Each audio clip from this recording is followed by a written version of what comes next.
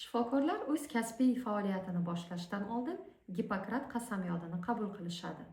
Talabalar qasamyodi deb nomlangan texnikani mana bir necha yildirki o'z tajribamda sinab ko'ryapman. Keling, aynan mana shu jarayonni birgalikda kuzatamiz.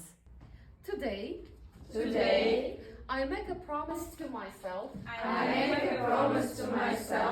to work honestly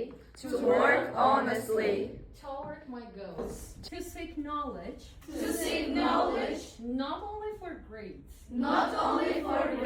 but for life, to think critically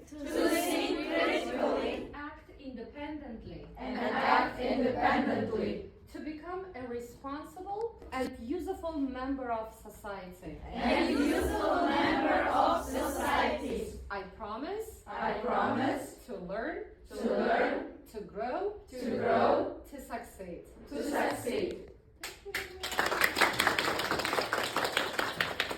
Talabalar qasamyodi ham axloqiy, ham talabalik faoliyati bilan bog'liq bo'lgan majburiyatlar majmuidir.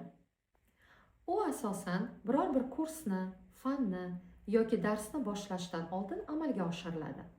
Talabalar qasamyodining bir nechta afzalliklari bor. Talabalar qasamyodi har qanday ta'limiy jarayonga psixologik start berishga, shuningdek, talabalarning ushbu jarayonlarda ongli ravishda ishtirok etishiga yordam beradi. Ta'limdagi asosiy mas'uliyatni o'qituvchi zimmasidan o'rganuvchi zimmasiga yuklaydi. Turli ta'limiy jarayonlarda paydo bo'luvchi zararli odatlar va yot ta'sirlarga qarshi ichki filtr vazifasini bajaradi.